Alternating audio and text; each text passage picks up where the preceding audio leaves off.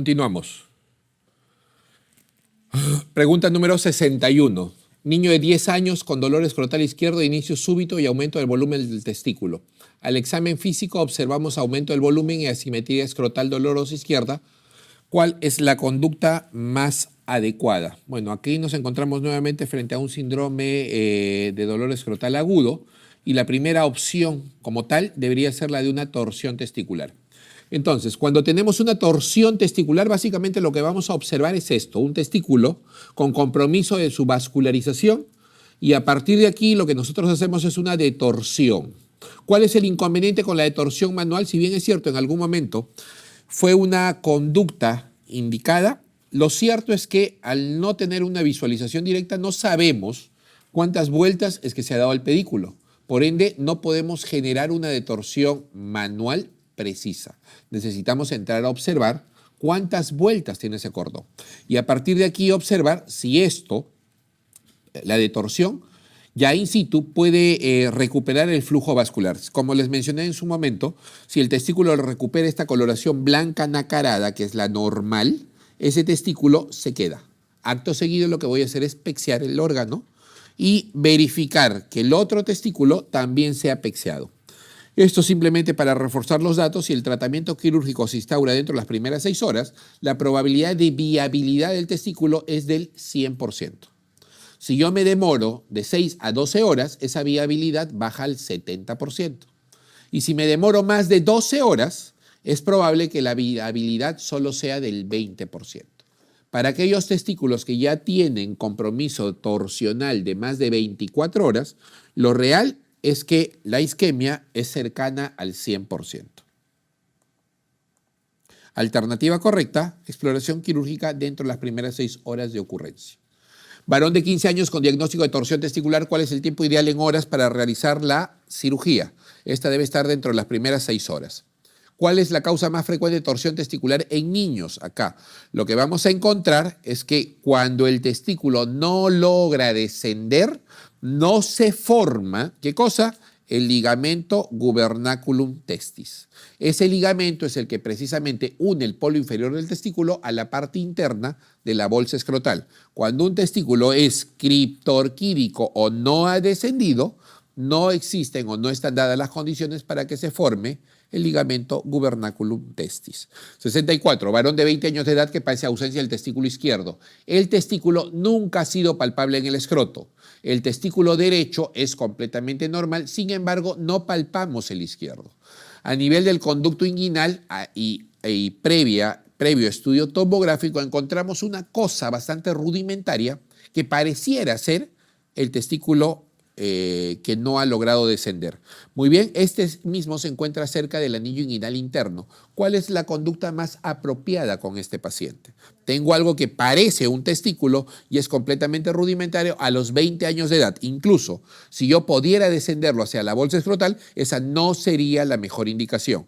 Debido al alto riesgo de que esto termine generando cáncer, lo correcto debería ser encontrarlo y sacarlo. 65.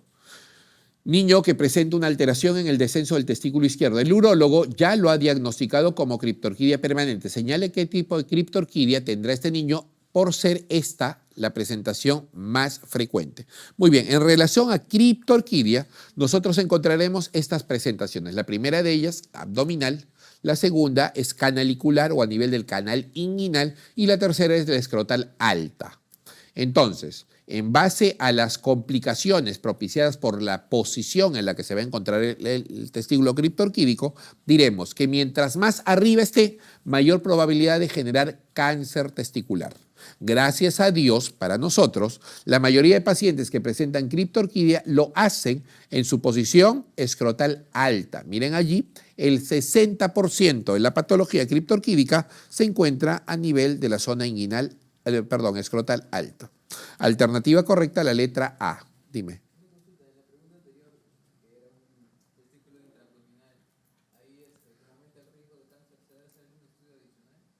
No, en realidad no es necesario hacer ningún estudio. 66. ¿Cuál es la edad más recomendada para el tratamiento de la criptorquidia? Ya se los había mencionado, lo ideal está entre el año y los 2 años de edad. Edad recomendada para la cirugía reparada en los casos de ausencia unilateral del descenso testicular, nuevamente dentro de los 2 primeros años de edad. 68. ¿Cuál es la edad ideal para operar un testículo no descendido? Nuevamente, cualquier alternativa que se encuentre dentro de los 2 primeros años de edad. Alternativa, la letra D. Para lograr el máximo potencial en la fertilidad, la orquidopexia por criptorquídea debe realizarse antes de, nuevamente, 2 años de edad. Un paciente que presenta un aumento de volumen escrotal con pesadez y cierto dolorimiento, este concepto ya bastante antiguo, recálquenlo, porque va muy de la mano con el diagnóstico de varicocele. Esa sensación de que no hay un dolor franco, sino cierta pesadez en el testículo y que es más evidente incluso cuando toso, hago maniobra de Valsalva, cuando me paro, va de la mano con varicocele. Ya habíamos conversado acerca de esta situación.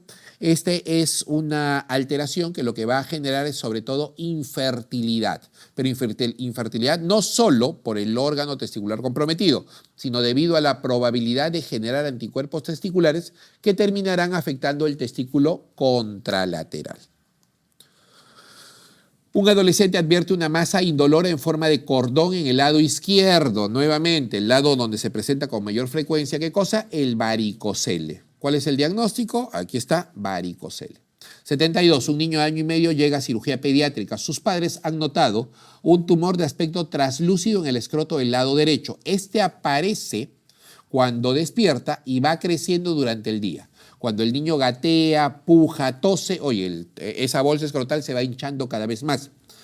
Y vuelve a su tamaño normal esa bolsa escrotal cuando el niño se acuesta ya para dormir en la noche. Oye, esta situación se repite día tras día. ¿Qué es lo que está sucediendo? Existe una comunicación entre la zona abdominal donde hay líquido interasas con la bolsa escrotal. ¿Qué es lo que tengo? Tengo una permeabilidad de este conducto.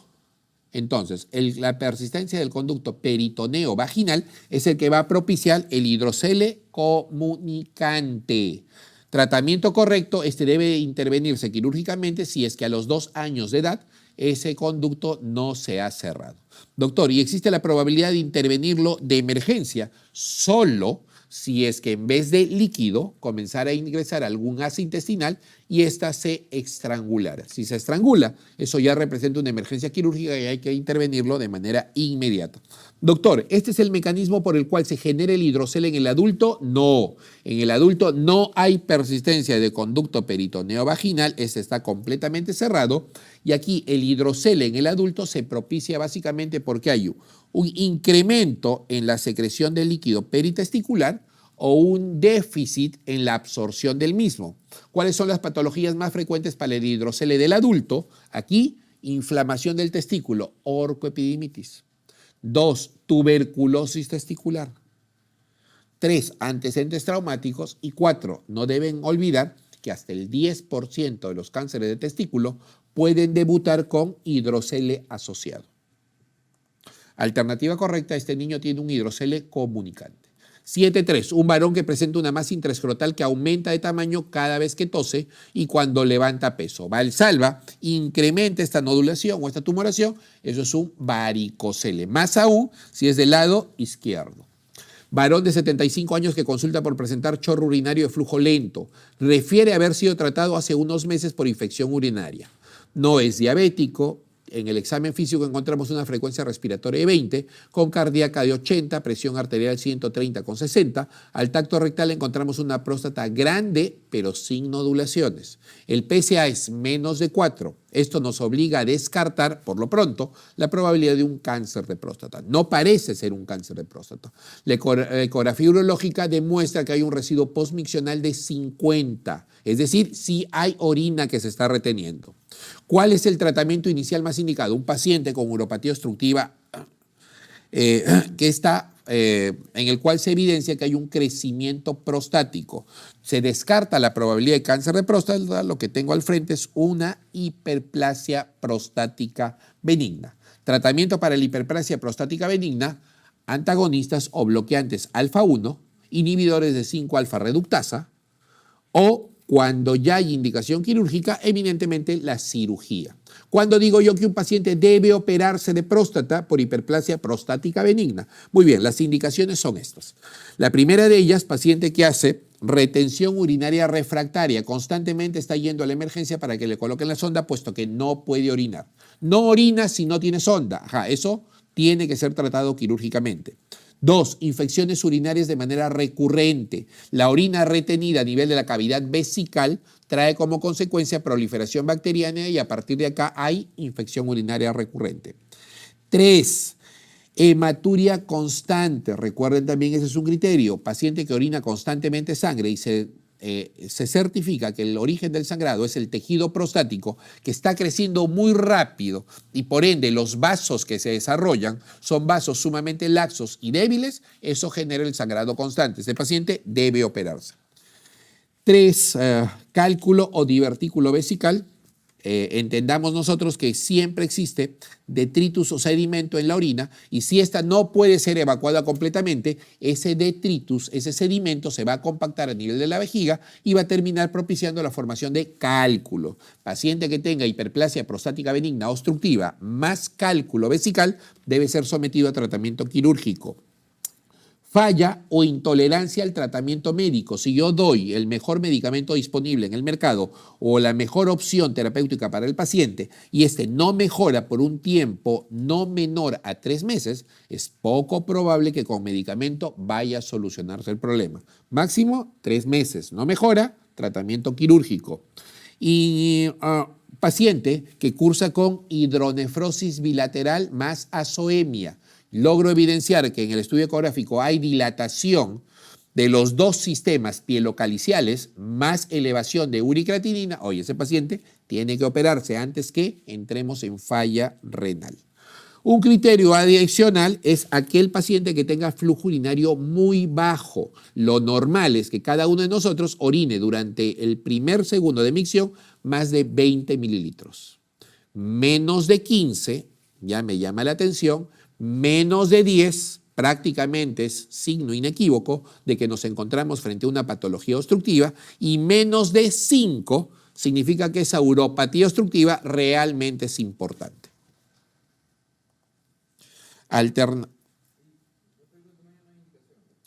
Con respecto al tamaño para el tratamiento quirúrgico, no. Entonces, mejor dicho, no hay una indicación por tamaño. ¿Qué es lo que puede pasar? Imaginémonos que esto es un túnel y por acá va a pasar el flujo urinario. Yo tengo que a partir del origen de ese túnel hay tejido prostático hacia cada lado de las paredes. Entonces, esa próstata puede crecer de dos maneras. La primera de ellas podría crecer toda hacia la luz del túnel. O podría ser que toda crezca hacia afuera del túnel.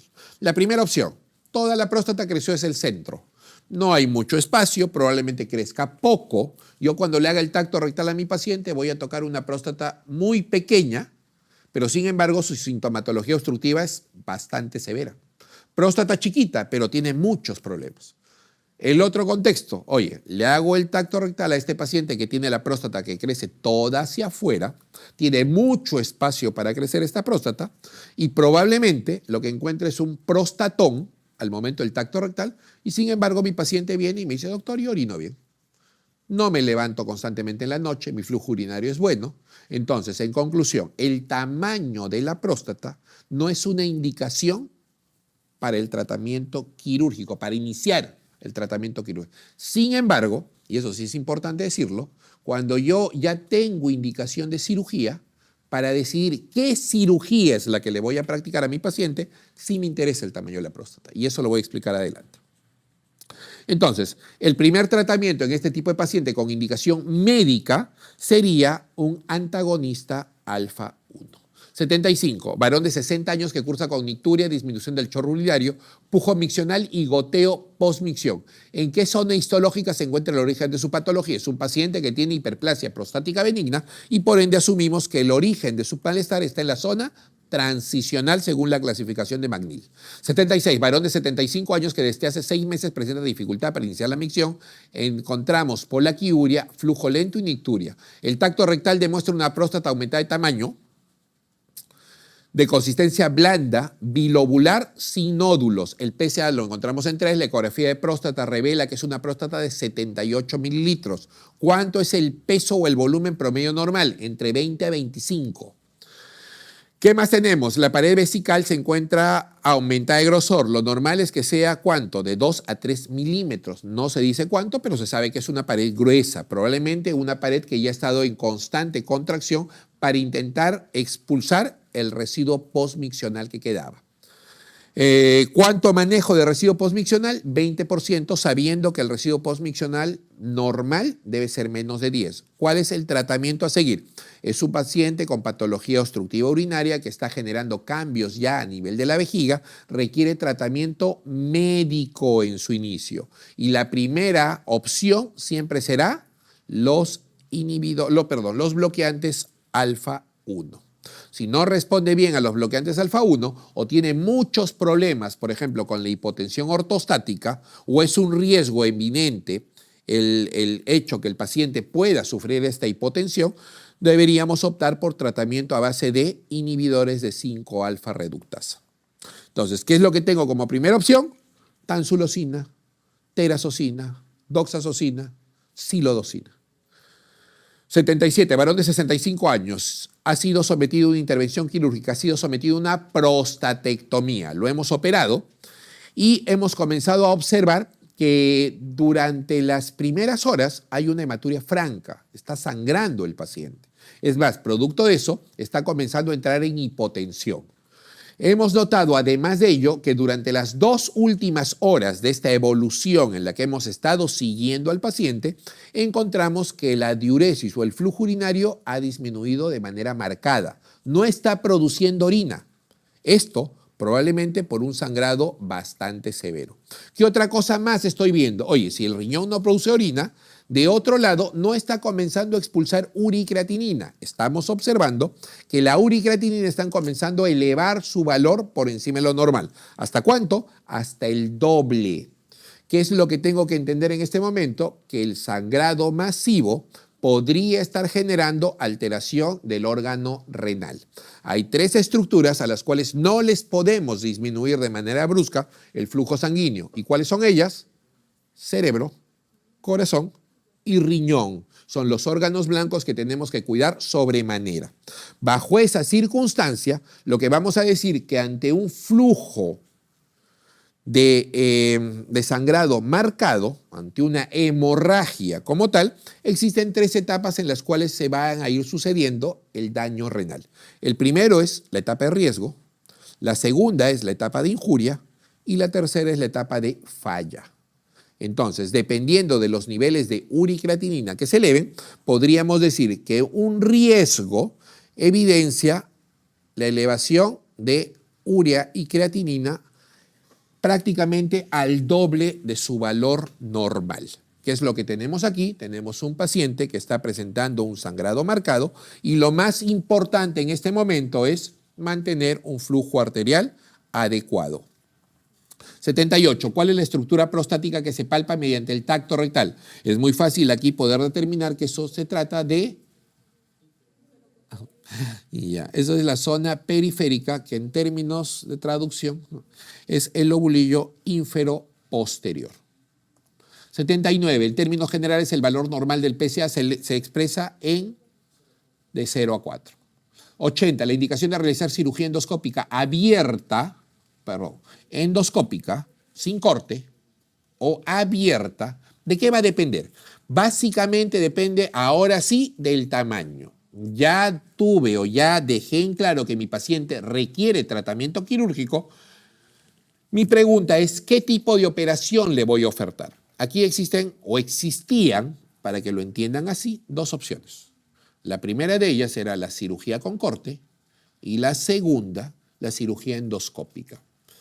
Doctor, ¿qué significa cirugía con corte? Muy bien, la cirugía con corte significa que yo voy a hacer una incisión tipo Pfannenstein en la región suprapúbica, voy a comenzar a divulsionar mis planos y acto seguido voy a cortar la vejiga para poder llegar al tejido prostático. Voy a sacar el tejido transicional, voy a desobstruir la vía urinaria y una vez desobstruir la vía urinaria, de regreso. Comienzo a suturar todas las estructuras de manera ascendente. Eso, ¿qué es lo que me trae como consecuencia? Evidentemente un tiempo operatorio un poquito más prolongado. Podría haber mayor probabilidad de sangrado. Podría haber probabilidad que se infecte la herida. Hay probabilidad incluso que se genere una fístula vesicocutánea, es decir, ante el cierre incompleto de las paredes o ante el cierre tardío de las mismas, podría fugar algo de orina por la misma herida. Y el tiempo en el cual el paciente va a retornar a su actividad laboral, evidentemente, es mucho más largo. La otra opción, ¿cuál es? La otra opción es someterlo a un procedimiento endoscópico. Me meto por donde orina el paciente, es decir, por su uretra, y a partir de allí, con un elemento térmico, comienzo a cortar y cauterizar el tejido prostático. ¿Qué es lo que me permite? Me permite sacar el tejido en fragmentos muy pequeños, como si fuera carne molida. Entonces, una vez que se genera la liberación de este lecho prostático, mi paciente tiene como beneficio cirugías menores a 1 hora. 2, poca probabilidad de sangrado. 3, no hay probabilidad de que se infecte la herida, puesto que no hay herida. 4, hay menos necesidad de analgésicos. 5, el retiro de la sonda es mucho más rápido. 6, mi paciente restituye la actividad laboral y social de manera mucho más pronta. A largo plazo, a los 3 meses de operado, ¿quién está mejor? ¿Con corte o sin corte? Los dos van a estar exactamente iguales. Lo único que cambia es la evolución en el posoperatorio inmediato. Bajo los conceptos que acabo de mencionarte, tú podrías creer falsamente que evidentemente una cirugía endoscópica es mejor que una cirugía abierta. Entonces, lo que debemos dejar en claro es que cuando yo opto por hacer una cirugía con corte, es porque el peso de esa próstata es muy grande. Y probablemente si yo lo sometiera a un procedimiento endoscópico, me demoraría más de 1 hora en resecar todo ese tejido. Doctor, ¿y por qué es tan importante para usted el tiempo? Porque debes entender que la uretra es un espacio que está cerrado prácticamente las 24 horas del día. Cuando se abre, solo cuando voy a orinar. Entonces, para poder trabajar esa zona, necesito que la misma esté dilatada. ¿Qué es lo que hago? Voy a instilar líquido. Voy a instilar líquido que me permita dilatar la uretra, permitir una visualización bastante clara y lo más importante es pasar la corriente eléctrica a través del elemento de trabajo. ¿Qué líquido cumple esas características? Lamentablemente, soluciones hipotónicas. ¿Cuál es el inconveniente? Por ejemplo, con el agua destilada, que al tener poca presión oncótica, cuando esta agua ingresa hacia los vasos sanguíneos desde los lechos venosos prostáticos que estoy operando, una vez que el líquido se absorbe, va a pasar a la circulación general y como tiene poca presión oncótica, ¿qué es lo que va a pasar con ese líquido? ¿Va a permanecer o no va a permanecer dentro del vaso sanguíneo? No va a poder permanecer allí. La presión oncótica es tan baja para este líquido que finalmente va a terminar fugando fuera del vaso. ¿Cómo traducimos clínicamente la fuga de este tipo de líquidos? Como edemas. Imagínense si este edema se produce en cerebro, en pulmón o en corazón. De otro lado, la absorción masiva de este líquido puede diluir los niveles de sodio en el intravascular. Y esto podría generarlos una hiponatremia severa. Esto es lo que conocemos como la complicación más dura o más seria del procedimiento denominado resección transuretral prostática. Entonces, las cirugías endoscópicas son cirugías planteadas para volúmenes prostáticos pequeños. Doctor, esto entiendo que es cuando aplicamos la tecnología monopolar.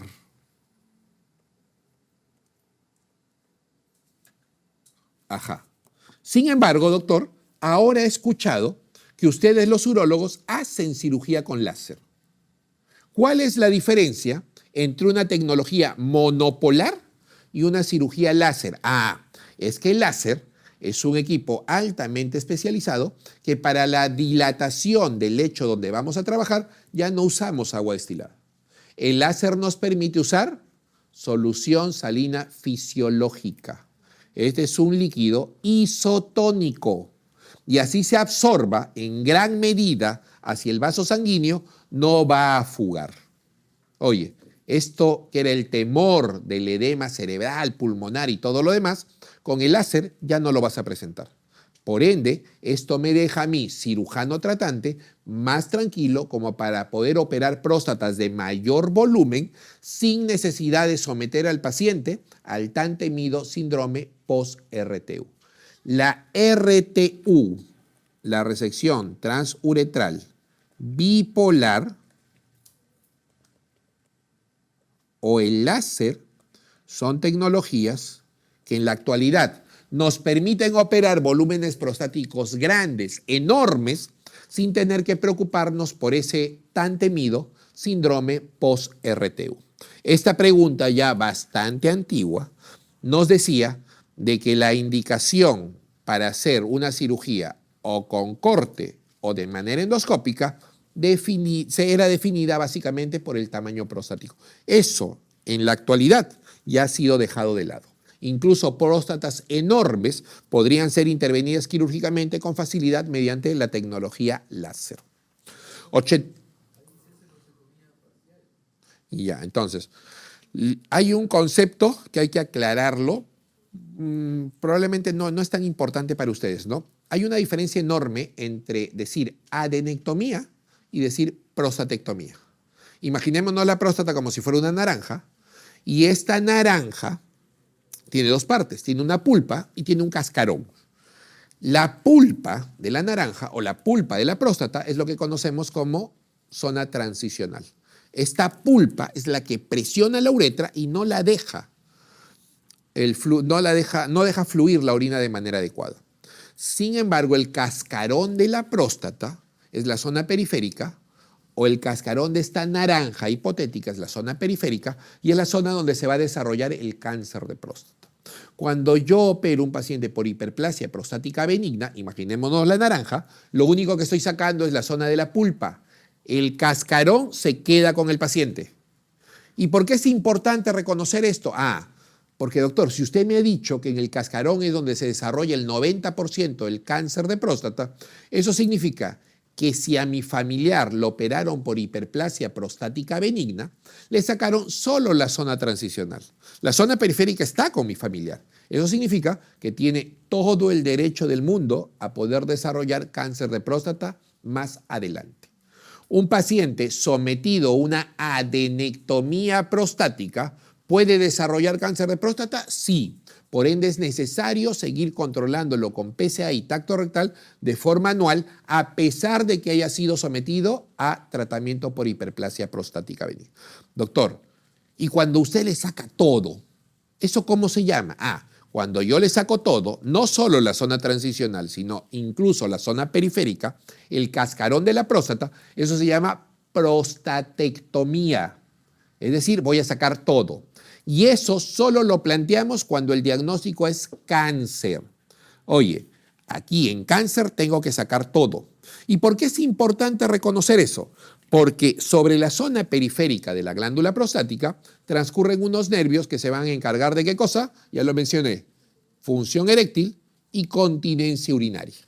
Cuando yo saque el cascarón de la próstata, es altamente probable que mi paciente, después de haber sido sometido a una prostatectomía radical, termine con incontinencia urinaria y disfunción eréctil. No es algo que me preocupe en este momento, porque cuando yo hago la prostatectomía radical, mi primera intención es controlar el cáncer.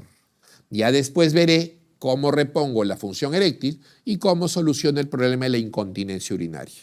Doctor, ¿se puede solucionar la disfunción eréctil después de una prostatectomía radical? Sí, lo mismo que la incontinencia urinaria. Entonces, adenectomía en hiperplasia prostática benigna y prostatectomía en el concepto de cáncer. Varón de 65 años que padece prostatismo. Al tacto rectal la próstata está aumentada de volumen y el PSA se encuentra incrementado. ¿Cuál es la conducta a seguir? 65 años con condiciones bastante sugerentes de cáncer de próstata. ¿Qué es lo que debería hacer? Debería ser una biopsia prostática. Ya les expliqué, este procedimiento no está exento de complicaciones y debe ser ofertado cuando existe una alta sospecha de cáncer de próstata. Signos sugerentes de obstrucción urinaria de causa prostática. 82, varón de 47 años que trabaja como chofer interprovincial natural de Puno, el cual presenta nicturia o nocturia. Salud. ¿Qué otra cosa tenemos acá? Este paciente presenta, ¿qué cosa puede estar presentando? Obstrucción urinaria de causa prostática. Varón cercano a los 50 años con nocturia es el tipo de presentación más sugerente de hiperplasia prostática benigna. El paciente cuando tiene obstrucción de causa prostática no viene porque haya notado que el flujo urinario es menor. No viene porque ahora vea un doble chorro. No viene porque se demore para iniciar la micción. Por eso no vienen los pacientes. No vienen por síntomas obstructivos. ¿Cuándo viene el paciente? Viene el paciente por problema prostático, sobre todo cuando ahora se levanta constantemente en la noche, cuando ya no puede descansar. Es ese el principal motivo de consulta urológica en el contexto de hiperplasia prostática benigna. 83. En la hiperplasia prostática benigna, las molestias urinarias están en relación ¿a qué cosa? ¿Al tamaño de la próstata? No, ya lo expliqué. Es sobre todo al grado de obstrucción. ¿Cuánto ocluya la luz de la uretra? 84. La cirugía más realizada para el tratamiento de hiperplasia prostática benigna en la actualidad son los procedimientos endoscópicos, es decir, cirugías por las cuales accedemos a través de la uretra, ya sea con la resección transuretral o con la tecnología láser. 85. En un paciente de 63 años con retención urinaria en quien no se puede cateterizar la vejiga, ¿qué probabilidad diagnóstica es la más frecuente? Corrijan ahí. ¿Qué es lo más frecuente? ¿Podría ser que yo intente colocar la sonda y el paciente tenga estenosis de la uretra? Sí, podría ser. ¿Podría ser que tenga un espasmo marcado del esfínter urinario que no me permita progresar la sonda? Sí, podría pasar. Podría ser que tenga hiperplasia o hipertrofia prostática, es lo más frecuente. Podría ser que tenga contractura del cuello de la vejiga o podría ser que tenga un cáncer de próstata. Que es lo más frecuente, evidentemente, tener hiperplasia prostática benigna. Los pacientes que se han sometido a cirugía por hipertrofia o hiperplasia prostática benigna, ya lo mencioné, son aquellos pacientes sometidos a adenectomía. En la zona periférica, el cascarón de la próstata se quedó con el paciente. Por ende, ese paciente debe ir a sus chequeos periódicos para descartar cáncer de próstata. 87. Varón con hiperplasia benigna de próstata que presenta dificultad para el inicio de la micción. Padece disminución de la fuerza y el volumen del chorro miccional con micción entrecortada y goteo terminal. La aparición de polaquiuria y urgencia miccional se debe a ¿qué? Entonces, lo que debemos reconocer aquí es que la hiperplasia prostática benigna tiene dos etapas de evolución. La primera, como ya les mencioné, la primera es por el crecimiento de la próstata. ¿Qué es lo que va a pasar? El flujo se va a volver lento, el paciente necesita pujar para orinar, se va a demorar en iniciar la micción. Oye, probablemente incluso el goteo que se genere salga fuera del inodoro, se moje los zapatos, pero oye, los pacientes, aunque no lo creas, suelen acomodarse bastante bien a estas incomodidades. Si ahora necesita tener más tiempo o invertir más tiempo para ir al baño, lo va a hacer. Si probablemente necesita pegarse más al inodoro, también lo va a hacer. Esos síntomas obstructivos los maneja bastante bien el paciente. Oye, no viene cuando el paciente tiene problemas obstructivos. Ahí no llegan a la consulta. Se van acomodando solitos. ¿Qué es lo que pasa con el tiempo? El tejido prostático sigue creciendo, sigue habiendo uropatía obstructiva y la vejiga, inteligentemente, ¿qué es lo que hace? Dice, yo tengo que trabajar ahora el doble para poder mantener un residuo postmiccional bajo. ¿Qué es lo que va a pasar? Oye, la vejiga va a comenzar a contraerse con mayor fuerza. ¿Qué es lo que pasa con un músculo que se ejercita? Oye, yo voy al gimnasio probablemente una semana, no tenga ningún cambio. Al mes ya me comenzará a doler un poquito, pero al año voy a estar bien chapado. Lo mismo va a pasar con el músculo detrusor. El músculo se va a volver grueso. ¿Y eso es bueno en la vejiga? No. En la vejiga sucede todo lo contrario. Lo que nos interesa es que este músculo detrusor guarde sus características de elasticidad. Si la capa muscular de la vejiga se vuelve gruesa, oye, eso es un problema para poder expulsar la orina más adelante. Pero no solo eso, si la capa muscular se vuelve gruesa, también la mucosa comienza a fibrosarse. Y cuando ya hay cambios de esta naturaleza a nivel de la cavidad vesical, es cuando pasamos de los síntomas obstructivos a los irritativos. Oye, ahora el paciente va a comenzar a tener disuria, polaquiuria, nocturia o incluso tenesmo. Va a ir al baño, él va a creer o va a considerar que la vejiga está vacía y a los 15 minutos necesita volver a ir al baño nuevamente. ¿Cuál es el problema con los síntomas irritativos? Es que ya nacen a partir de una remodelación de la mucosa de la vejiga. Tan igual como lo que sucede con el paciente hipertenso, que el hipertenso que no está bien controlado y manejado durante mucho tiempo, tiene cambios a nivel del endocardio, lo mismo sucede en la vejiga. Aquí, a pesar de que yo opere a mi paciente, oye, esa remodelación vesical nadie la cambia. Hay que explicarle bien al paciente que a partir de la fecha puedo incluso operarte, pero las molestias urinarias con las que vienes ya son irreversibles. Entonces, eso es lo que marca en un paciente el hecho de mantener al principio síntomas sugerentes ¿de qué? De obstrucción urinaria. Al inicio tuvo eso, pero después, ¿qué se agregó? Oye, ahora me llama la atención que este paciente que tenía solo síntomas obstructivos tiene ya síntomas de irritación vesical. Ha habido un cambio o una remodelación dentro de la vejiga. Alternativa correcta, inestabilidad vesical. Un término bastante antiguo, ya no se usa en realidad. 88. Paciente que presenta polaquiuria nocturna y en el tacto rectal encontramos una próstata dura, elástica, simétrica y móvil. ¿Qué sospecharían ustedes? Oye, cuando yo tengo este concepto, todo esto, subráyenlo, duro, elástico. Cuando ustedes quieran interpretar esos dos términos en uno solo, eso es igual a decir fibromuscular. Leamos nuevamente la pregunta. Tengo un paciente que a nivel del tacto rectal encuentran una próstata fibromuscular, simétrica y móvil. ¿Qué cosa es? ¿Cáncer? No, esto es una hiperplasia prostática benigna. 89. Niño de 4 años, portador de válvula ventrículo-peritoneal por hidrocefalia y mielomeningocele con vejiga neurogénica. Aquí entiendo yo, ¿se acuerdan cuando hablábamos de los centros que controlaban la micción? Bueno, aquí hay una alteración a nivel de médula espinal. Tengo ya un diagnóstico de vejiga neurogénica, hay paraparesia, presenta infecciones urinarias a repetición.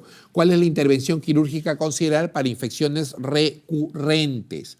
Oye, lo primero que tengo que entender es que en un paciente con vejiga neurogénica, el principal inconveniente está en que no puede expulsar la orina. Y si no puede expulsar la orina, uno, va a tener un residuo postmiccional alto, con facilidad para la proliferación de bacterias y a partir de aquí, infecciones urinarias repetitivas.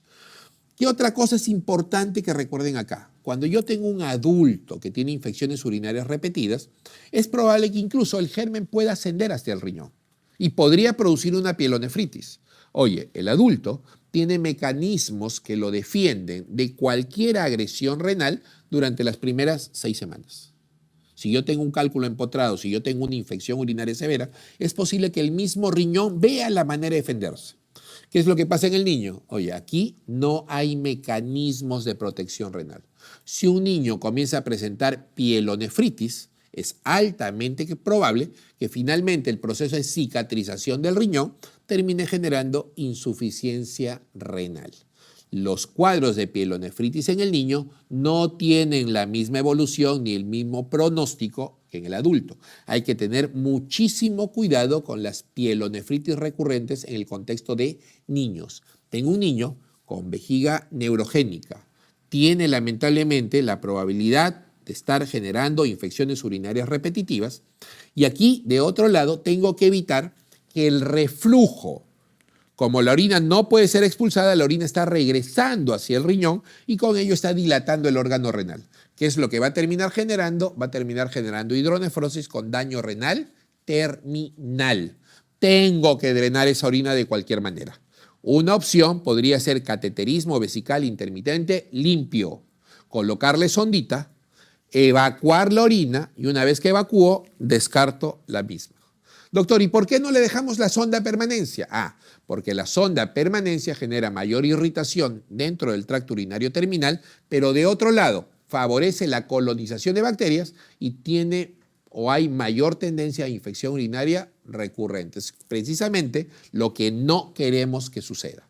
Entonces, si no hay probabilidad para estar haciendo cateterismo constante, lo que podría hacer yo es una vesicostomía cutánea. ¿Qué significa eso? Oye, drenar la orina a través de una punción suprapúbica. De los siguientes síntomas, ¿cuál es característico de la incontinencia urinaria de urgencia? Urgencia significa que en el momento en el que me da las ganas de orinar, tengo que salir despavorido al baño porque si no, se me escapa la orina. Esto básicamente es consecuencia ¿de qué? Consecuencia de la irritación de la vejiga. ¿Hay ciertos patrones o hay ciertas entidades que pueden generar esto? Sí. Si yo tengo una infección urinaria, me puede generar este tipo de sintomatología. Si yo tengo un cálculo en la vía urinaria, el roce constante va a generar irritación y urgencia para orinar. Si yo tengo un paciente con vejiga pequeña porque ya tiene cistitis intersticial o porque tiene tuberculosis de vejiga, esa vejiga pequeña va a hacer que vaya constantemente al baño. Si yo tengo un paciente con cáncer vesical, ¿podría tener urgencia miccional? Sí, sí podría ser. Pero también podría ser porque hay alguna alteración nerviosa. Estas vejigas hiperactivas son aquellas vejigas que no pueden soportar ni siquiera una gotita de orina porque inmediatamente se irrita, se aloca y te manda inmediatamente al baño. ¿Qué cosa es lo que caracteriza a una urgencia? La irritación vesical extrema. Y eso básicamente se manifiesta por nicturia frecuente. La pérdida de orina al toser es básicamente un signo inequívoco de incontinencia urinaria de esfuerzo. Este paciente que tiene una necesidad imperiosa de ir al baño es lo que conocemos nosotros como urgencia miccional. 91. La urgencia urinaria, usualmente acompañada de polaquiuria nocturia con o sin incontinencia de urgencia, en ausencia de infección. Oye, no hay infección, no hay cálculo, no hay cáncer, no hay una enfermedad obvia que me diga por qué la vejiga está trabajando de manera acelerada, probablemente obedezca a un desorden neurológico. Esto se denomina vejiga hiperactiva. 92. Niña de 2 años diagnosticada de reflujo vesicureteral. Hay retorno de orina hacia el riñón. Oye, pero felizmente para ella es solo un lado. Es un reflujo de bajo grado, no compromete, no llega a generar alteración de la vía urinaria alta. ¿Cuál es la conducta inicial? A ver, en principio, ¿en quiénes va mejor el reflujo? 1. Paciente mujer. En el hombre no suele ir tan bien.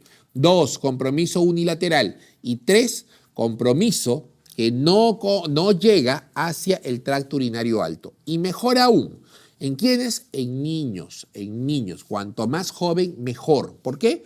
Porque conforme vaya madurando el tracto urinario, ese reflujo se va a ir disipando. Tratamiento correcto para este tipo de niños, simplemente la observación, y si es que hubiera infecciones urinarias en el contexto de esta situación, lo que podríamos hacer es darle antibiótico según necesidad. 93. ¿Qué puede producir la evacuación brusca de la vejiga mediante cateterismo en un paciente con retención urinaria aguda? Imaginémonos, nos llega hoy día a la emergencia un paciente con globo vesical. Procedo a la colocación de la sonda Foley y dejo que la orina salga a gravedad. ¿Qué es lo que va a pasar? Si hago este drenaje de manera sumamente brusca, lo que va a haber son contracciones vesicales fuertes. Esas contracciones vesicales fuertes, intentando acomodarse a este nuevo volumen vesical, lo que va a traer como consecuencia es ruptura de los vasos de la mucosa de la vejiga. Conclusión, si yo tengo un paciente con globo vesical y yo tengo la necesidad de colocarle la sonda, lo que debo hacer es, coloco la sonda, dreno 200 centímetros cúbicos de orina y clampo la sondita durante 3 a 5 minutos. Eso va a permitir que con este nuevo volumen la vejiga se vaya acomodando de manera lenta, paulatina, progresiva. Una vez que ha pasado este tiempo, de 3 a 5 minutos, desclampo la sonda, vuelven a salir 200 centímetros cúbicos de orina y vuelvo a clampar. Esta evacuación progresiva y lenta es lo que precisamente evita que el paciente presente algo que conocemos como hematuria ex vacua. 94. ¿Cuáles son los fármacos de elección para un paciente con vejiga hiperactiva? Habíamos hablado de esta condición por la cual la vejiga trabaja de manera alocada. ¿Qué es lo que tengo que cohibir yo? Tengo que cohibir la hiperestimulación de los receptores. ¿De qué tipo? Muscarínicos. Aquí hay varios medicamentos que son factibles de ser utilizados. Oxibutinina, solifenacina, tolterodina, fesoterodina y trospio. ¿Qué es lo que hacen todos estos medicamentos? Básicamente lo que hacen es producen la relajación de la vejiga. Doctor, ¿y cuál es el inconveniente? Usted nos habló siempre de los efectos de los medicamentos, los efectos buenos, pero también nos ha mencionado cuáles son los efectos adversos. En el contexto en el que se dé este tipo de medicación, lo que se va a ver es probabilidad de sequedad bucal. Es probablemente el síntoma más incómodo al cual son sometidos los pacientes con este tipo de tratamiento. Es más, la mayoría de ellos termina abandonando el tratamiento cuando el efecto de la sequedad bucal es muy marcado. ¿Qué otra cosa más hay? Hay estreñimiento, cefalea, alteración visual. Esos efectos son los que podrían terminar condicionando el abandono al tratamiento. Alternativa correcta, anticolinérgicos. 95. ¿Cuál de las siguientes patologías cursa con capacidad vesical aumentada? Habíamos hablado de la cistitis intersticial, se reduce la vejiga. Habíamos hablado de la tuberculosis vesical, se reduce la vejiga. Habíamos hablado, por ejemplo, de pacientes con vejiga desfuncionalizada. ¿Qué es una vejiga desfuncionalizada, doctor? Imaginémonos que yo soy un paciente que tiene la necesidad de un soporte hemodialítico. Me hemodializan. ¿Qué es lo que va a producir? Esto va a hacer de que todo mi flujo urinario sea un ultrafiltrado que se genera y se transfunde a través de la máquina de diálisis. Mi vejiga va a trabajar en algo, ya no. Ya no produzco orina. Y si ya no produzco orina, ¿qué es lo que va a pasar con mi vejiga? Mi vejiga se vuelve pequeña.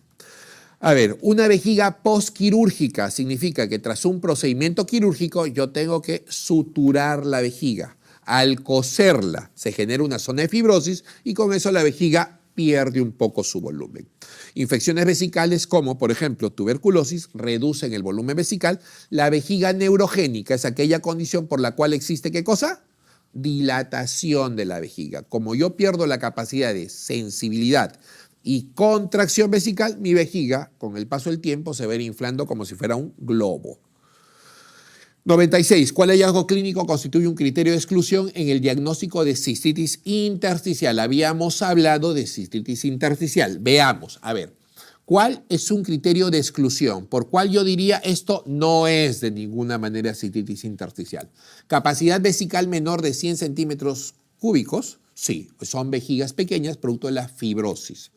Sintomatología miccional revela el tratamiento antibiótico. No es una infección urinaria, por ende no va a responder a tratamiento antibiótico. Urgencia miccional, al haber cambios dentro de la mucosa vesical, sí va a haber urgencia. Cae una gotita de orina, inmediatamente la vejiga se aloca.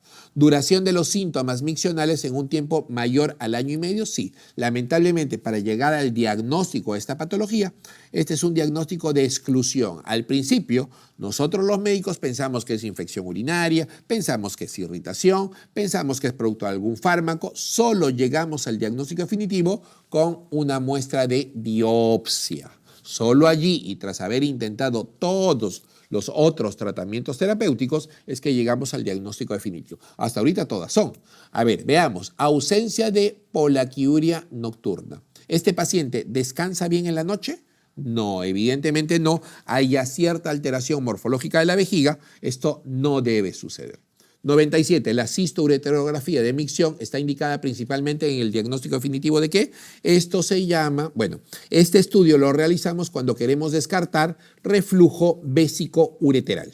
Lo que hago es llenar la vejiga con contraste, solicitar la contracción vesical y si logro ver que el contraste parte de la vejiga hacia el uréter o incluso puede llegar hacia el riñón, digo yo que esto es diagnóstico de reflujo vésico-ureteral. Recuerden, actualmente existen muchas opciones para el diagnóstico de reflujo vésico-ureteral. Sin embargo, la única que da el diagnóstico y la clasificación precisa es la cistoureterografía miccional.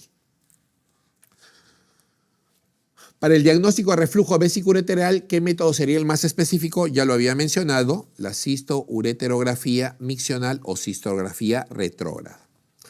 Ante un paciente con dolor en el costado, el que solo aparece al momento de orinar, ¿qué sospecho? Aquí hay dos patologías que se han preguntado en algún momento en examen internacional. Recuerden aquí, la primera de ellas es esta. Riñón, pelvis,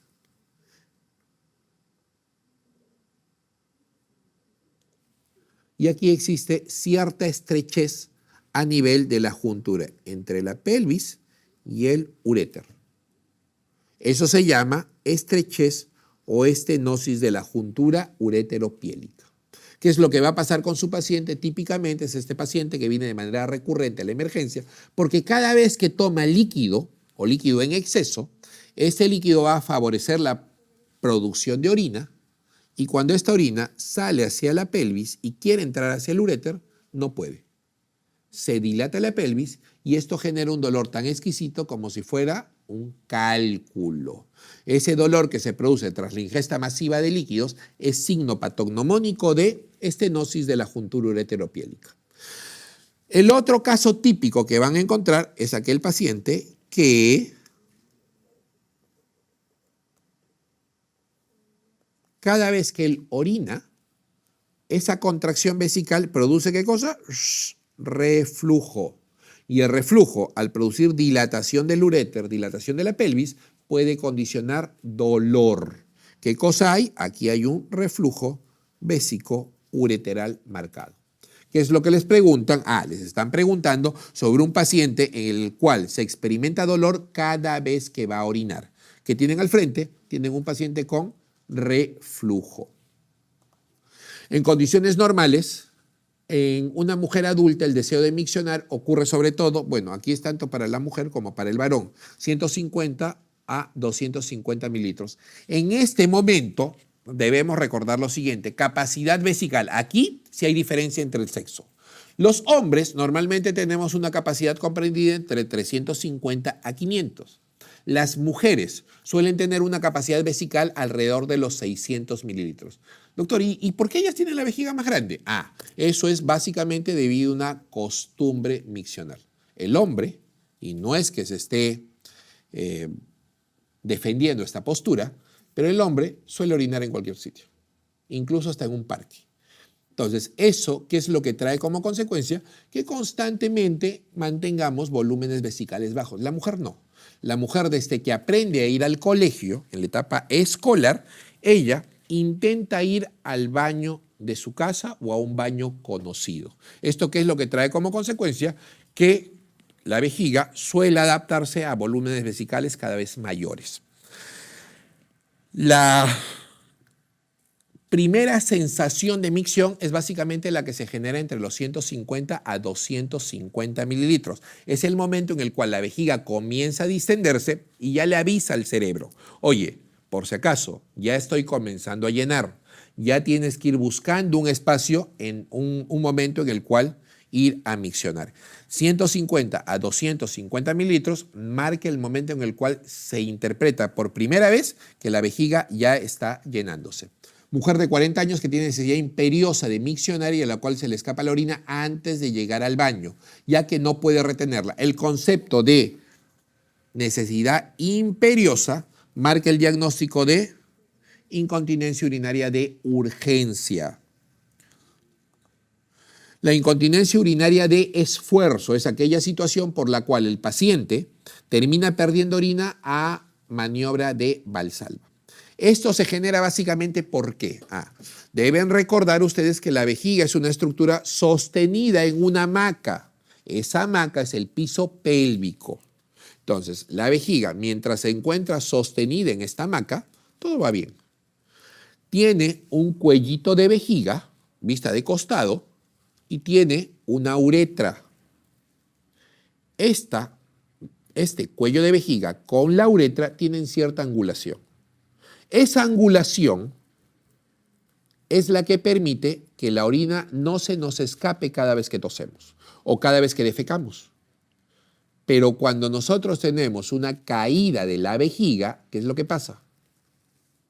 La angulación se pierde. Y al perderse la angulación o al generarse hipermovilidad de la uretra, es que aquí no vamos a tener posibilidad de retener la orina con el incremento de la presión abdominal. La incontinencia urinaria de esfuerzo, a ver, veamos, ¿es sobre todo una enfermedad de mujer joven? No. ¿Se presenta solo en los hombres? Tampoco. Se acompaña de polaquiuria y sensación de urgencia. Eso ya marcó su diagnóstico, pero es una incontinencia de urgencia. No. ¿Se corrige con cirugía del volumen de la vejiga? No. O sea, haciendo la vejiga más grande, eso no se va a corregir. Es una enfermedad de los ancianos producidas por el acortamiento o la hipermovilidad uretral. ¿Qué es lo que pasa? En un paciente sometido, por ejemplo, a una prostatectomía, ahora sí lo entendemos, a una prostatectomía radical, no es solo que la uretra a partir de este momento de la cirugía se vuelva más móvil, sino también se acorta. Todo ese segmento donde estaba la próstata lo sacamos y eso lo que facilita es la incontinencia urinaria de esfuerzo en el varón. Varón de 32 años que acude por presentar lesión en el pene. Tiene como antecedente relación sexual sin protección con homosexuales. Al examen encontramos en el glande una úlcera limpia, indurada, no dolorosa. ¿Cuál es el tratamiento de elección? Aquí lo que tenemos es la necesidad de administrar penicilina benzatínica. Muy bien, ¿qué es lo que estamos pensando? En sífilis, exacto. 104. ¿Cuál es una medida profiláctica de la prevención de la infección urinaria en un paciente con cateterismo uretral permanente? Aquí, cuando yo tengo un paciente con vejiga neurogénica, ¿qué es lo que puedo hacer para evitar que este paciente realice o tenga infecciones urinarias de forma repetida? ¿Una opción podría ser administrar antibiótico? No. Lamentablemente aquí lo que va a suceder si tú administras antibiótico de manera crónica en el contexto de un paciente que cursa con bacteriuria asintomática, recuerda que un paciente con sonda siempre va a tener el examen de orina patológico, pero el tratamiento solo se suministra cuando existe síntoma con examen de orina patológico. La bacteriuria asintomática tiene indicación de tratamiento solo en 3 casos especiales. El primero de ellos, gestante. Si yo tengo una gestante con examen de orina patológico, así no tenga sintomatología, requiere tratamiento antibiótico. 2, paciente con algún compromiso marcado del sistema inmunitario. Oye, paciente con cáncer en tratamiento con quimioterapia. Paciente VIH en etapa de SIDA. Oye, paciente con consumo crónico de corticoides que lo están llevando a la inmunosupresión. En ese paciente, a pesar de que no exista sintomatología de infección urinaria en este momento, si tú dejas progresar esta bacteriuria sintomática, probablemente sí termines teniendo un cuadro de urosepsis. Doctor, habló usted de 3. ¿Cuál es el tercero? El tercero es aquel paciente que teniendo alguna alteración anatómica o funcional de la vía urinaria va a requerir algún tratamiento quirúrgico. Me explico mejor. Tengo un paciente que tiene un cálculo dentro de la vía urinaria, yo sé que lo tengo que operar. Oye, en este momento tiene el examen de orina patológico porque esa piedra cochina está permitiendo la proliferación de gérmenes. Pero también sé que apenas comience a romper esa piedra con la litotricia, los gérmenes se van a liberar y podrían terminar generando un cuadro de urosepsis. Solo en estos 3 casos es que yo tengo la necesidad de iniciar tratamiento antibiótico. ¿Este es el caso del paciente? No. Este es un paciente que tiene la necesidad de cateterismo uretral permanente, probablemente a consecuencia de una vejiga neurogénica. Lo único que necesito hacer es realizar cambios de sonda Foley en el lapso de los 7 días. Doctor, ¿por qué no 15? ¿Por qué? Recordemos, cada vez que un paciente tiene sonda Foley, la probabilidad de que esa sonda se colonice por bacterias es de 5% al día. 5% el primer día, 10% el segundo, 15% el tercero y así sucesivamente. A los 10 días, ¿qué probabilidad hay que ese catéter esté colonizado por bacterias? 50%. Necesito acortar ese tiempo de permanencia del catéter para evitar infecciones urinarias repetitivas. Sí, sí, porque en trasplante renal doy inmunosupresores ¿para qué? Para evitar que ese órgano sea rechazado. 105. Varón de 35 años con antecedente de prostatitis que acude a consulta por presentar disuria, polaquiuria y dolor suprapúbico. Al examen encontramos puntos renoureterales medios positivos. Al examen de orina, leucocitos de 20 por campo y urocultivo aún en proceso. Estamos básicamente frente al contexto de una prostatitis. Cada vez que ustedes encuentren un varón con infección urinaria, eso no es normal. ¿Ya? Comenzando por allí, no debe ser normal porque el varón tiene la uretra completamente alejada de la zona del ano, cosa que no existe en la mujer. La mujer tiene mayor tendencia a las infecciones urinarias, 1, por la actividad sexual, 2, por la retención urinaria provocada, a veces de manera voluntaria, 3, porque existe una cercanía extrema entre la región del ano y el introito de la vagina. No es normal que un varón tenga infección urinaria. Por ende, cada vez que un varón tiene infección urinaria, la misma debe ser catalogada como complicada. Toda infección urinaria en varón es complicada. Doctor, ¿cuándo más decimos que una infección urinaria es complicada? Cuando existe alteración anatómica o funcional de esa vía urinaria. Si yo tengo un paciente que tiene una arquitectura alterada o la vía urinaria no está funcionando bien, eso es una infección urinaria complicada. Entonces, entendamos que un varón con examen de orina patológico o sintomatología sugerente de infección urinaria no es normal. Varón joven con este tipo de presentación clínica siempre deberían pensar en la probabilidad de prostatitis. Y las prostatitis, tan igual que las orcoepididimitis, tienen como tratamiento antibiótico terapia. Doctor, la próstata y el testículo. Yo sé que son órganos que tienen una cobertura bastante gruesa. ¿Qué es lo que necesito? Necesito un medicamento que pueda penetrar, ya sea la túnica vaginal o la zona periférica, la cápsula prostática. ¿Cuáles son esos medicamentos ideales? Las quinolonas. Alternativa correcta, la letra C. Depende el diagnóstico. Si es una prostatitis aguda, el tratamiento antibiótico debería ser administrado de 2 a 4 semanas. Si es una prostatitis crónica, estamos hablando de 4 a 6 meses. 106. Los pacientes con prostatitis, sobre todo prostatitis supurativa aguda, eso ya les había mencionado, y hay 2 cosas que no debo hacer de ninguna manera en un paciente con prostatitis aguda. ¿Cuáles son ellas? Nunca deben hacer masaje prostático o, en su efecto, someterlo a sondaje. ¿Por qué? Porque van a ir a la sepsis. 107. En las prostatitis bacterianas, los microorganismos hallados con mayor frecuencia siempre serán gram negativos y de estos el 85% está representado básicamente por Escherichia coli. 108. Paciente que presenta bacteriuria recidivante. Oye, varón que tiene un examen de orina patológico de manera constante, eso para ustedes es a ojos cerrados, prostatitis crónica. Muy bien, y eso se confirma básicamente con el examen digital y con el examen de orina. El diagnóstico de prostatitis bacteriana crónica. ¿Cómo diagnosticamos prostatitis bacteriana crónica? A ver, la prostatitis aguda siempre será bacteriana sin temor a equivocarse. Una prostatitis que presenta una evolución aguda con presencia de fiebre y sobre todo dolor en la zona perineal, para ustedes es una prostatitis aguda, sí o sí. El tratamiento correcto, antibiótico y analgésico. Nunca masaje prostático, nunca colocación de sonda Foley. La prostatitis crónica, de otro lado, aquí la presentación típica es ausencia de dolor intenso. Ya no hay ese dolor tan marcado que existía en la zona perineal. En la prostatitis aguda, los pacientes suelen llegar a la emergencia y manifiestan que ese dolor es como si tuvieran un carbón prendido entre las piernas. Así de fuerte, así de intenso, así de molesto.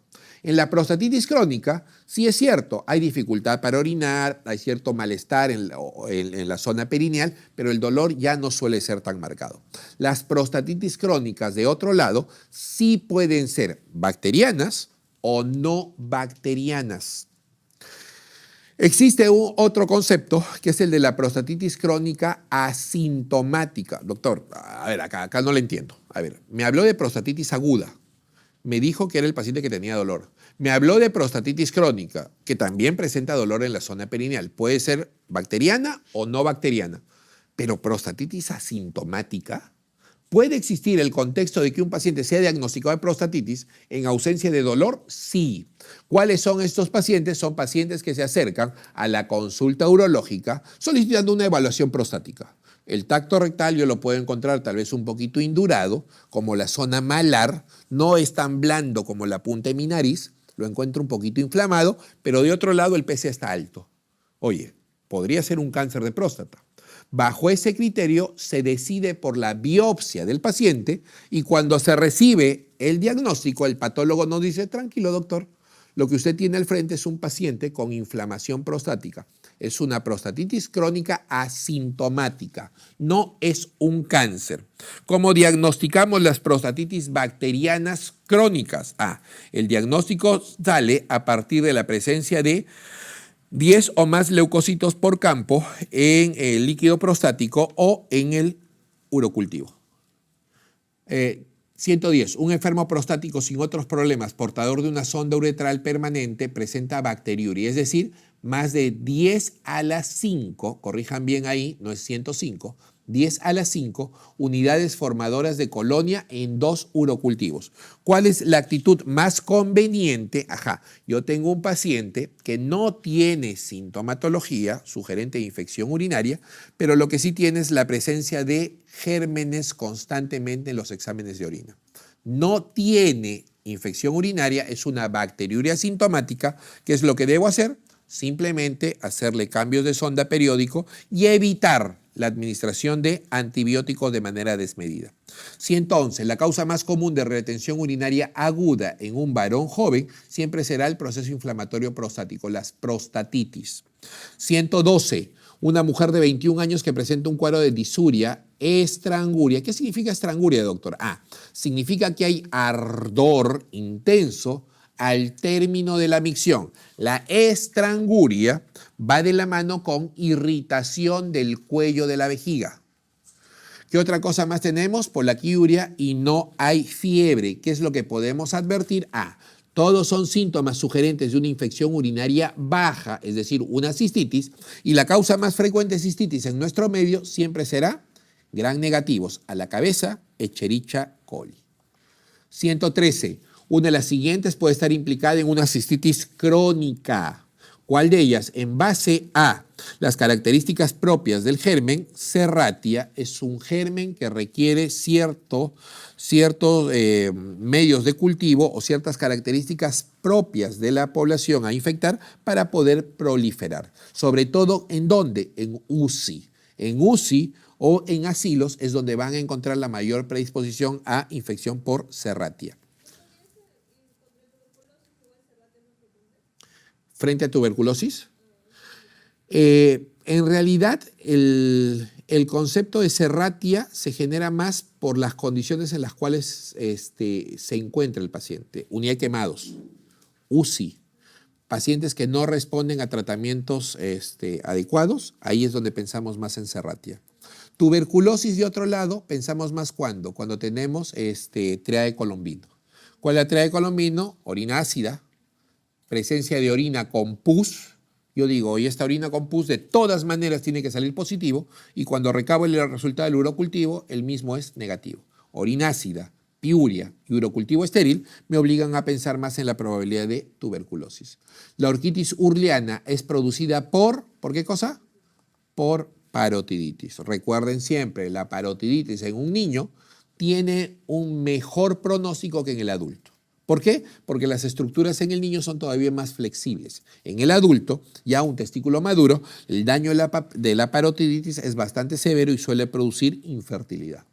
115. El proceso infeccioso del aparato genitourinario más frecuente en el varón adulto, de todas maneras tiene que haber, ¿qué cosa? Prostatitis. Es lo que más vemos.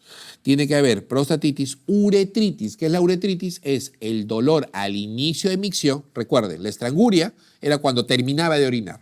La uretritis es cuando comienzo a orinar. Sale la primera gota de orina y ahí hay ardor.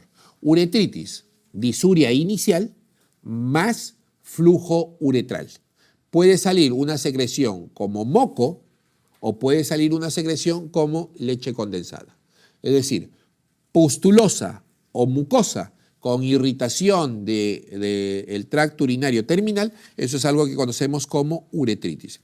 Inflamación de uretra, inflamación del testículo y prostatitis son las causas más frecuentes de consulta urológica por patología infecciosa. ¿A qué grado corresponde un trauma renal con desgarro mayor de 1 centímetro en la profundidad de la corteza renal sin rotura del sistema colector ni extravasación urinaria? Muy bien, aquí vamos a hablar un poquito de trauma renal. Y en trauma renal voy a encontrar estas posibilidades.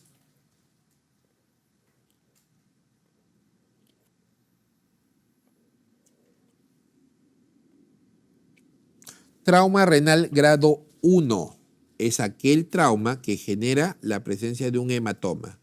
No pulsátil, no diseca más allá y lo más importante es que no tiene compromiso de la corteza renal. ¿Está bien? Hasta ahí hablamos de un trauma renal de grado 1. Grado 2, aquí ya hay compromiso de la corteza del riñón, pero este compromiso es menor a 1 centímetro. Grado 2. Grado 3. Aquí hay un compromiso mayor a 1 centímetro.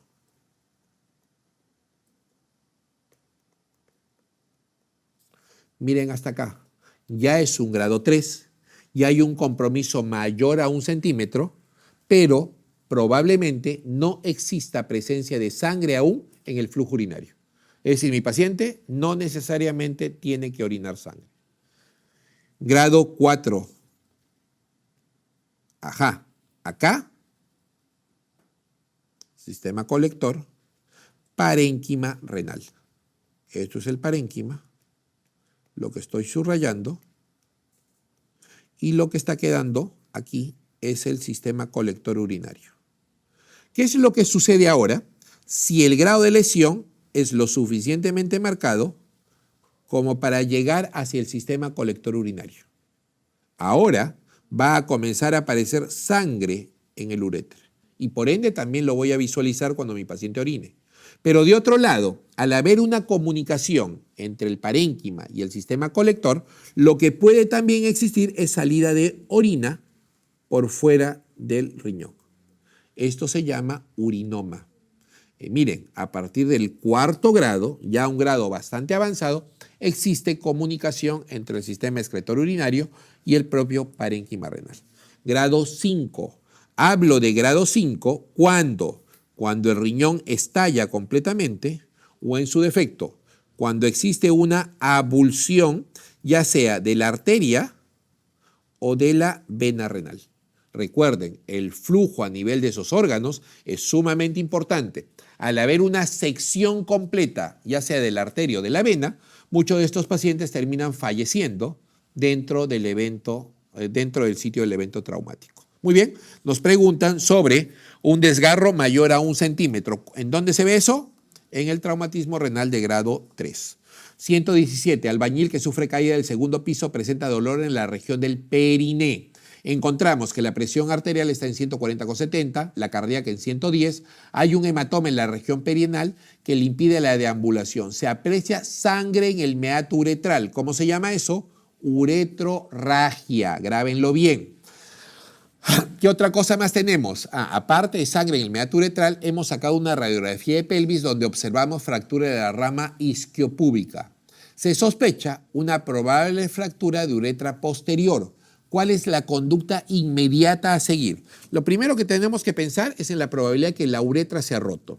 Y para que eso suceda, tienen que haber algunos antecedentes que me permitan aseverar este diagnóstico. El primero de ellos es un antecedente traumático. Puede ser caída a horcajadas, que es la causa más frecuente. Esta lesión lo que va a presentar es un hematoma en la zona perianal. Si acto seguido yo encuentro sangre en la punta del pene, esto me hace sospechar fuertemente en la probabilidad de que la uretra se haya roto. Aquí pueden existir dos opciones, solo dos. La primera de ellas, pese a que mi paciente tiene sangre en la uretra, oye, todavía puede orinar y no está haciendo globo. Eso significa que probablemente tenemos una lesión parcial de la uretra. Si tú en ese paciente intentas colocar la sonda, lo que vas a ocasionar es que esta lesión parcial se convierta en una lesión completa. Conclusión número 1. Nunca, jamás intenten colocar sonda en un paciente que tiene sangre en la punta del pene. La uretrorragia es una condición absoluta para no colocar sonda Foley. Esta es una opción. Oye, el paciente tiene el antecedente, tiene sangre en la punta del pene, tiene uretrorragia, tiene un hematoma en la zona perineal, pero no tiene globo, está orinando. Oye, genial. La otra opción es que suceda todo lo contrario. Tiene la zona equimótica, tiene un hematoma incluso en la zona del periné, tiene sangre en la punta del pene, es decir, tiene uretrorragia, pero ya ha comenzado a presentar globo vesical y no puede orinar a pesar que él lo desea. ¿Qué es lo primero que tengo que hacer? Pensar en que esta es una lesión uretral completa. ¿Cómo lo voy a diagnosticar? A través de un examen que se llama uretrografía retrógrada. Voy a colocar una sondita solo hasta la punta del pene de mi paciente, voy a instilar contraste, lo voy a inclinar 45 grados y acto seguido voy a comenzar a sacar placas.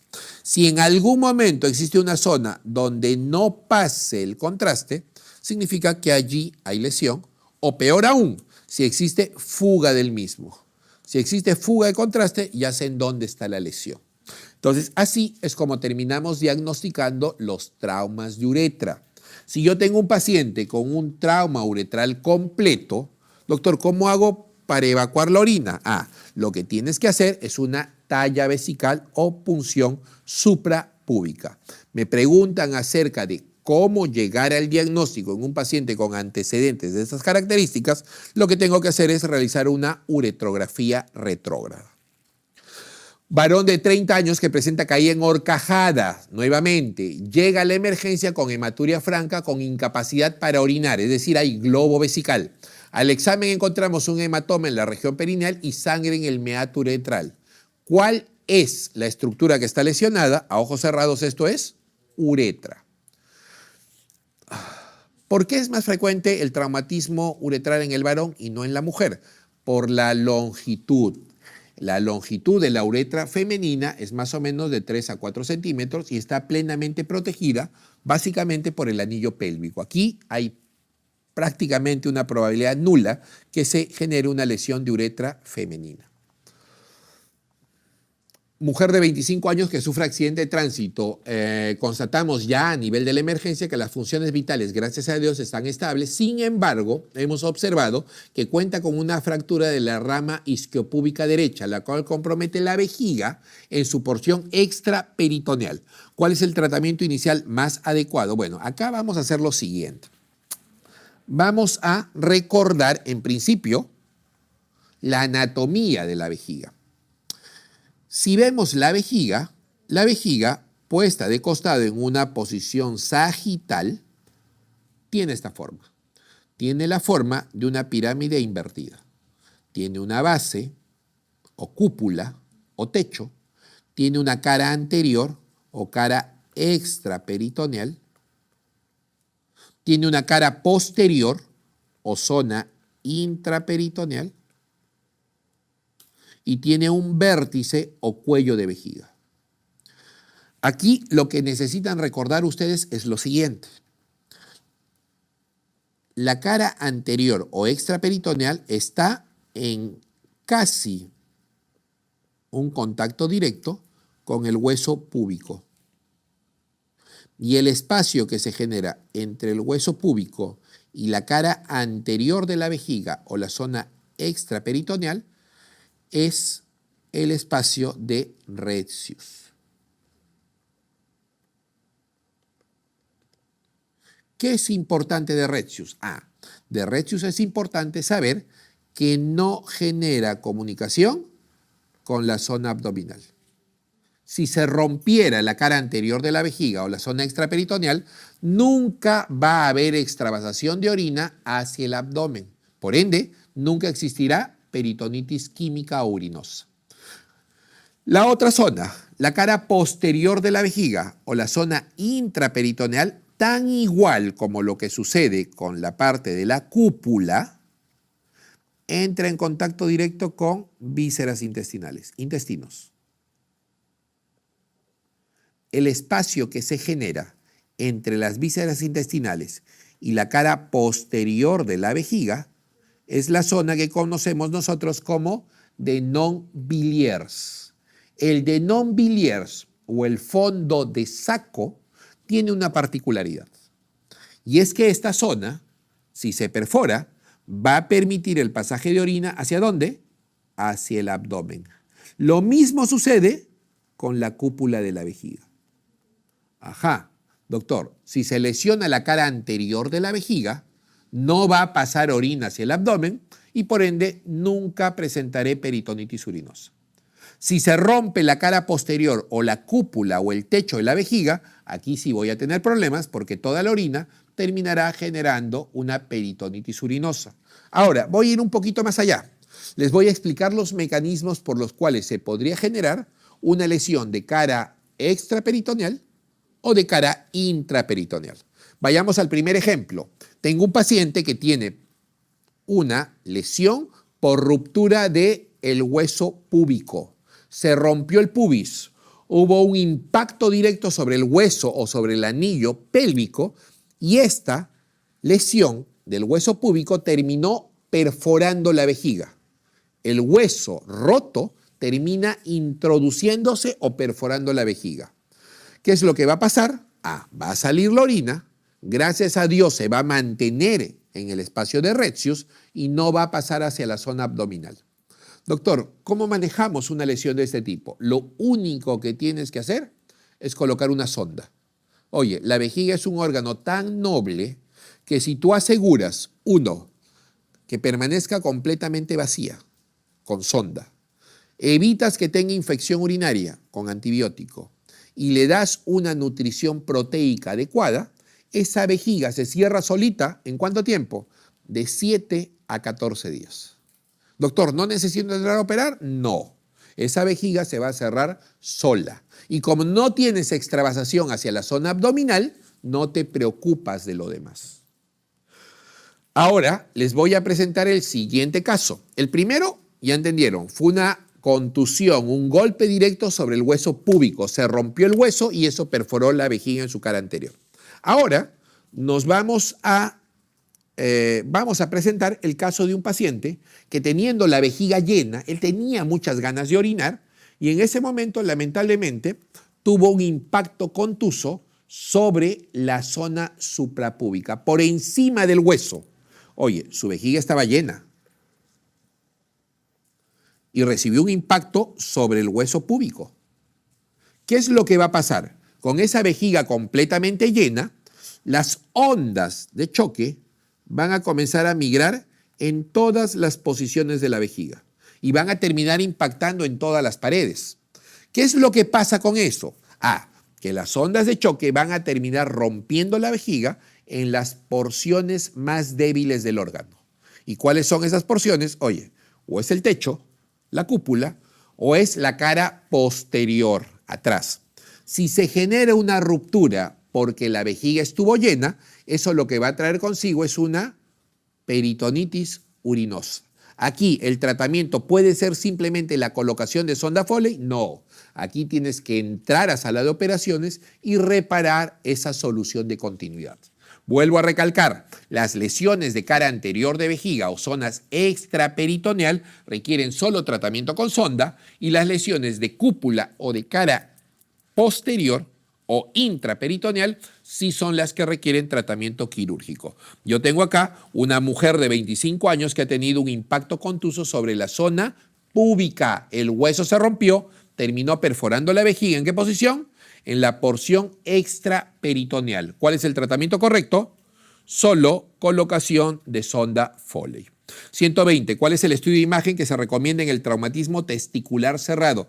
Oye, el testículo es tan fácil de poder evaluar que con simplemente una ecografía yo puedo discernir si hay ruptura o no de la túnica albuginea.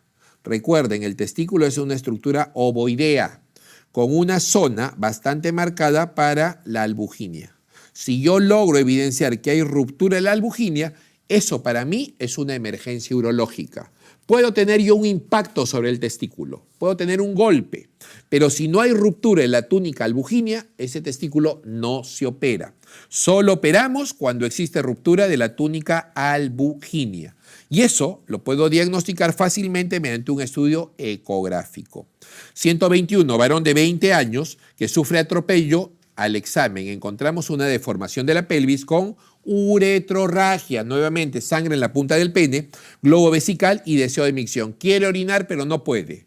Tiene el antecedente claro de un trauma de uretra. ¿Qué medida está contraindicada cuando encuentro sangre en la punta del pene? Nunca coloquen sonda.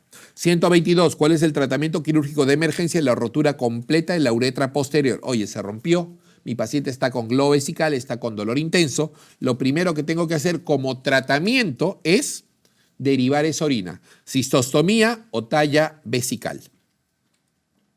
123. Varón de 40 años que acude por dolor en la región lumbar izquierda.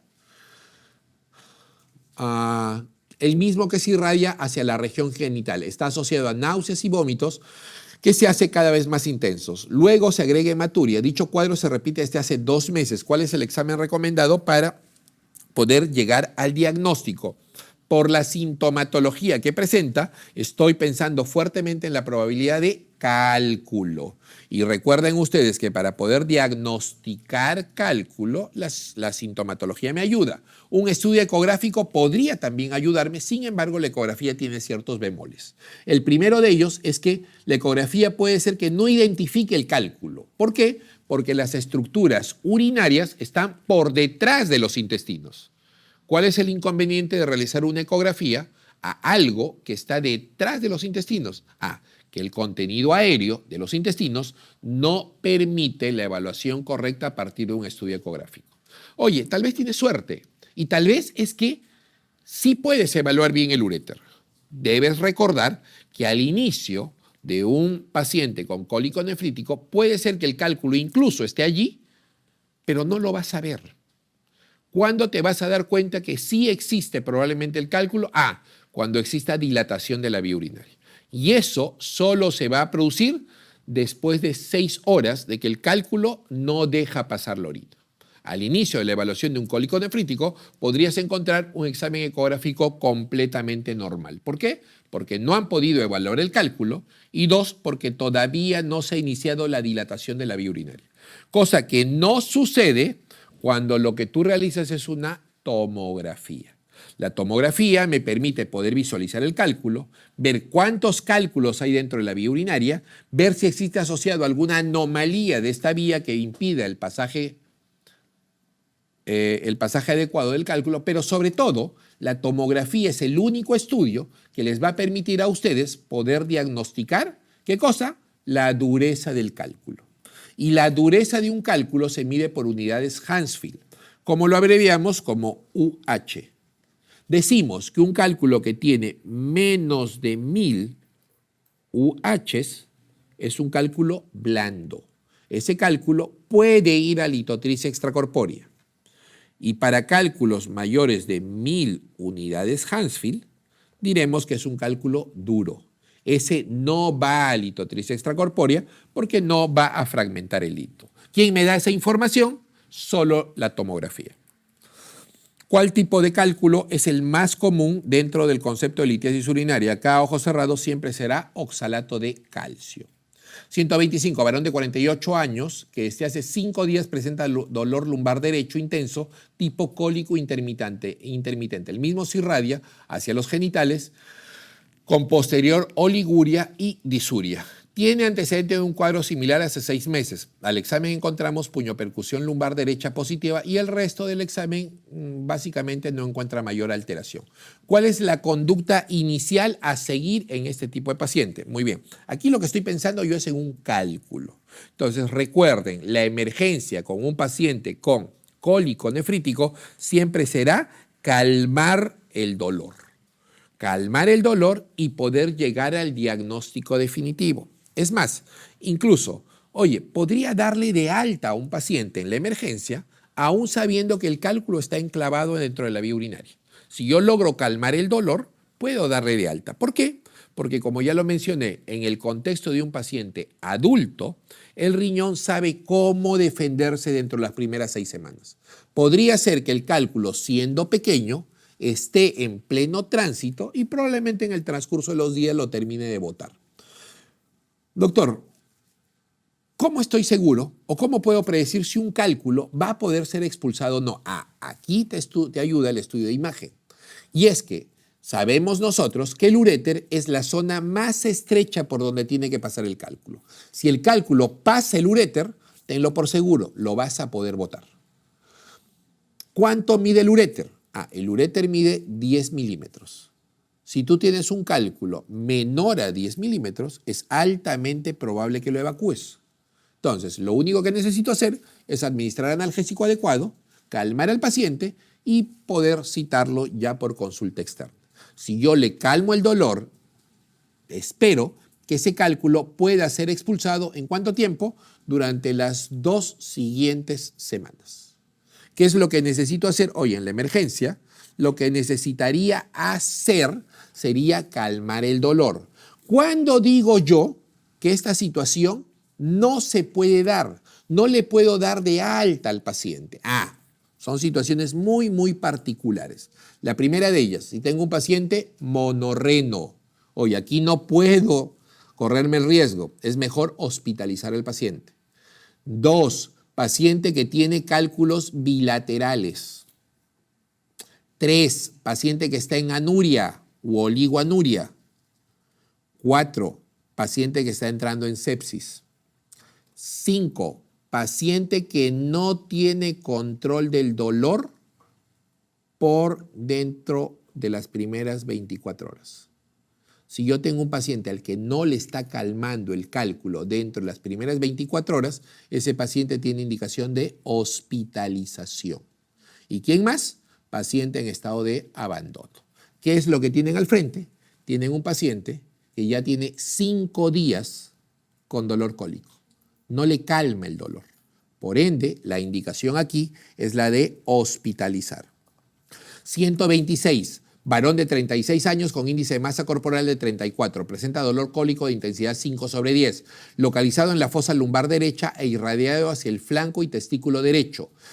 El mismo está acompañado de náusea y sudoración fría. ¿Cuál es el examen de elección para confirmar el diagnóstico? Ya se los había mencionado. Aquí lo ideal para confirmar el cuadro es la tomografía de vías urinarias, donde van a poder ustedes evidenciar, 1, la presencia del cálculo y 2, la dilatación de la vía urinaria. ¿Qué otra cosa más van a ver? Podrían ver aquí el número preciso de los cálculos, podrían ver incluso si existe alguna anomalía asociada y lo más importante es van a poder determinar, ¿qué cosa? La dureza del cálculo. Alternativa correcta, tomografía de vía urinaria. 127. ¿Cuál es el examen preferencial a solicitar en un paciente con sospecha de urolitiasis? Nuevamente lo mismo, tomografía de vía urinaria, sin contraste, recuérdenlo. ¿Cuál es el agente etiológico que se dan con mayor frecuencia las infecciones urinarias en el concepto de un paciente con litiasis coraliforme? Coraliforme tiene una particularidad, es el único cálculo que se genera en el contexto de infección. ¿Y quién tiene que infectar? Tiene que hacerlo un germen urialítico, un germen que desdoble la urea dentro del tracto urinario y que, por ende, disminuya los criterios de acidez urinaria. ¿Quién lo puede hacer? Proteus mirabilis. ¿Por qué? Porque tiene una enzima denominada ureasa. 129, varón de 35 años a quien se le realizó ligadura y sección de los conductos deferentes. En cristiano le hicimos vasectomía. ¿Qué condición mínima debe cumplir para indicar un espermatograma de control y ahora sí decirle, oye, tranquilo, ahora sí puedes mantener actividad sexual sin uso de preservativo y ya no existe el riesgo de que embaraces a tu pareja, es decir, asospermia? Aquí lo que tengo que cumplir son dos cosas. La primera de ellas, o debe haber ausencia total de espermatozoides en un espermatograma solicitado a los 3 meses, o las primeras 20 eyaculaciones deben ser realizadas siempre con preservativo de por medio. Alternativa correcta, o espero mis 3 meses, o hago mis 20 primeras eyaculaciones post cirugía con preservativo. 130, varón de 45 años con tumoración en la región inguinal izquierda, la cual llega al escroto y aumenta con el ejercicio. ¿Cuál es el diagnóstico? Un varón de 45 años que tenga una sintomatología muy parecida a la de un hidrocele comunicante, no va a haber eso. No es que un varón a los 45 años tenga todavía permeable el conducto peritoneo vaginal. No es que este varón a los 45, cuando se levante en la mañana, el escroto está completamente normal y conforme va haciendo sus cosas durante el día, el escroto se va hinchando. Eso no sucede con hidrocele. A esta edad no tenemos hidrocele comunicante. Si no hay un hidrocele comunicante, lo que está sucediendo con este varón es una hernia inguinal. Alternativa correcta, la letra B. Bueno, muchas gracias por su atención. Nos estaremos viendo en la próxima oportunidad.